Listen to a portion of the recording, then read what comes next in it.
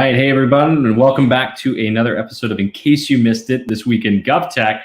We have no guest this week, but it has been a busy week of news and stories in the market. So we're going to break down some of the things, some of the highlights that stood out to each of us this week. What a wild week. It seems to be getting crazier every week. When we think it's slowed down and we hit a lull, things heat up again. But we've got some big news this week, Joe. I'll let you kind of break the biggest news that we saw. Yeah, yesterday President Biden signed into law the latest relief package, right? $1.9 trillion with some significant buckets of money heading to states and localities. First and foremost is the $350 billion in fiscal relief. And we've already started to see some of the preliminary allocations broken out down to the county and local government levels. To Governing's point in this article, it won't solve all of the state and local budget problems, but it's definitely going to make a dent. But beyond just the fiscal relief, we've got funding for unemployment insurance modernization, $2 billion for the Department of Labor to, do things like identity validation and verification, crack down on fraud, waste, and abuse, and enable more timely disbursements of these payments and solve some of the problems that we saw arise last year. We've got funding for education as well. We've got E-rate funding, over $7 billion for connectivity for schools and libraries. We've got the higher education and the K-12 relief fund buckets getting sizable injections of funds. I think K-12 is about $130 billion to support the reopening. Higher ed would be the remainder there. But there's a lot of various buckets of money here in the relief package that should drive IT modernization opportunities across state and local government.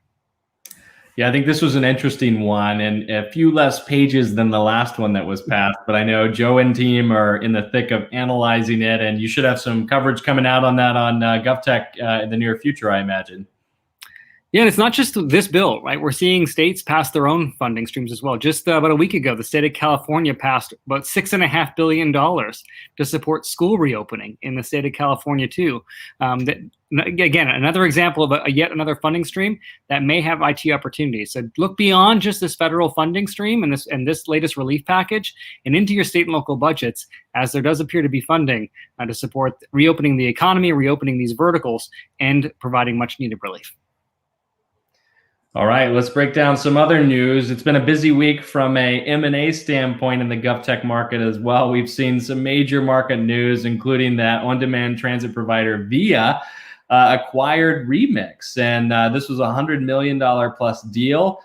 This is going to provide a lot of opportunities for more integrated, transportation infrastructure from a data standpoint. A lot of really interesting things here.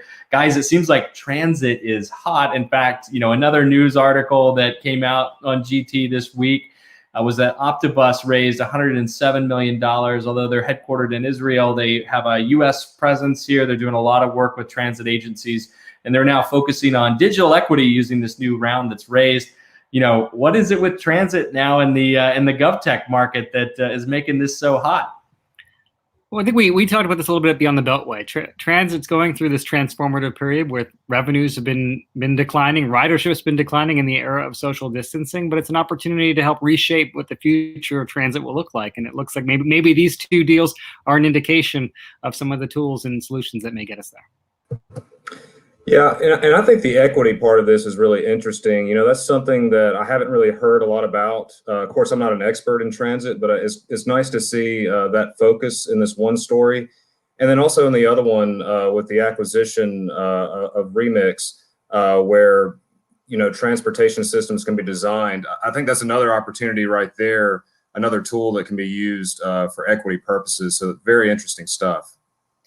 Yeah, and as Joe said, we're very bullish about transit. This is a vertical, although they were hard hit by the pandemic, got a lot of money from the federal government, and they've been doing a lot of innovation when it comes to reimagining and kind of reinventing the way that they deliver services. So we're very bullish on this as a market, and we think there's a lot of opportunity here for companies that are in this space. One other thing that I wanted to mention that was on GovTech Biz this week, Steve Ressler, serial GovTech entrepreneur. He was the president of Callyo before it was acquired by Motorola. He was prior the CMO of Granicus, was at GovLoop before. He's now got a GovTech Biz column breaking down his perspectives with what's happening in the industry. He wrote one this week that was great on 5 types of folks that are trying to buy your business in this space. So a great breakdown of just what's happening and who these players are in the GovTech market. So highly encourage that you check that out at govtech.com/biz. Some really good stuff.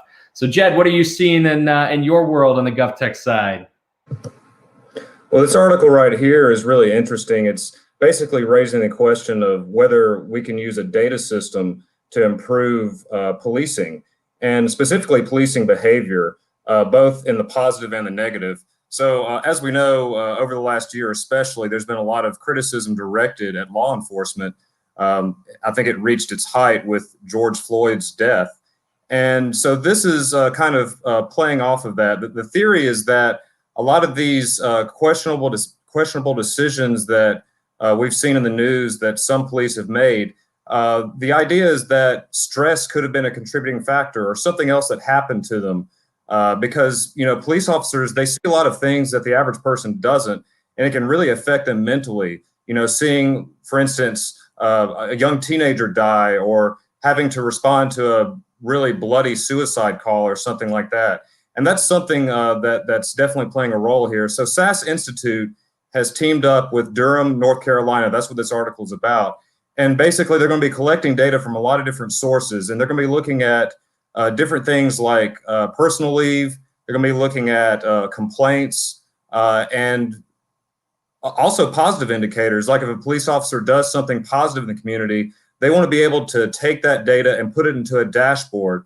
And then from there, a supervisor is going to look at this dashboard, and then they'll be able to see, based on the data, whether an officer is exemplary, you know, whether they're doing things that other officers should continue to do or add into their police work, or it can show if an officer is at risk. And so what does it mean to be at risk? Well, what if an officer, you know, responds to a suicide call, but then they see in the data that he starts taking off a lot of personal leave time, like a lot? That can be an indicator that he's dealing with some stress or trauma or something like that. And so then the supervisor can see that, and then they can then hook that officer up with counseling or therapy, whatever they may need, so that they can make the best decisions when they're out there in the field. And Durham is in the beginning stages of this, but they plan to have this data system implemented sometime later this year fully. That's great. Definitely some important work as we find better ways to provide support to our law enforcement. Now, you also had one fun article that you mentioned and you were involved in, so I'd love for you to break this one down for the audience. Yeah, so this was a little staff report that we put together earlier this week.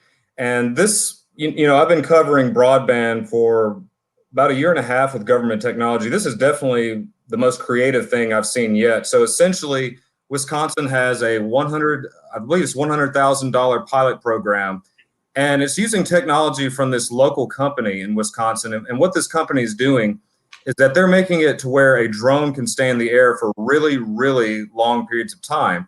And this is interesting in and of itself, because drones, because of their battery power, usually can only last an hour or so. And so what this is that the drone is tethered with a power cord and is connected to a generator.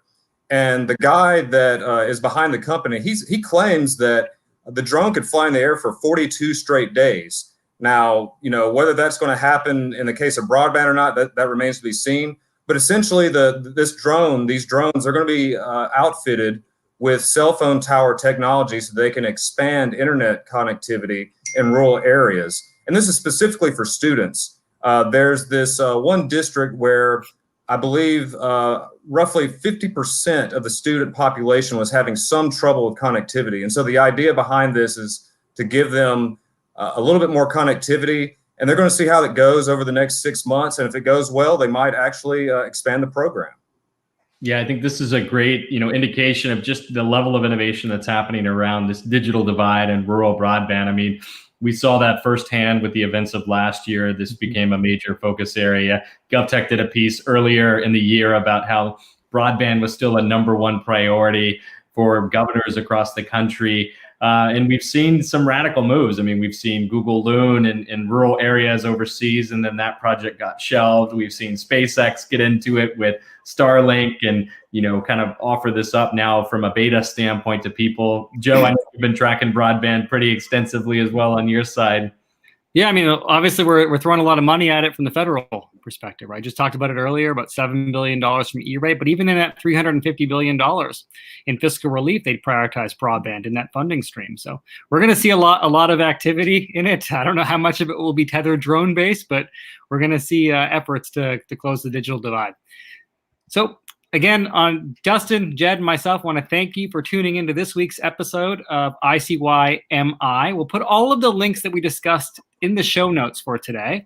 And we want to wish you a wonderful and happy weekend. Thanks again for joining us, and we'll see you in 2 weeks. So have a nice, long weekend.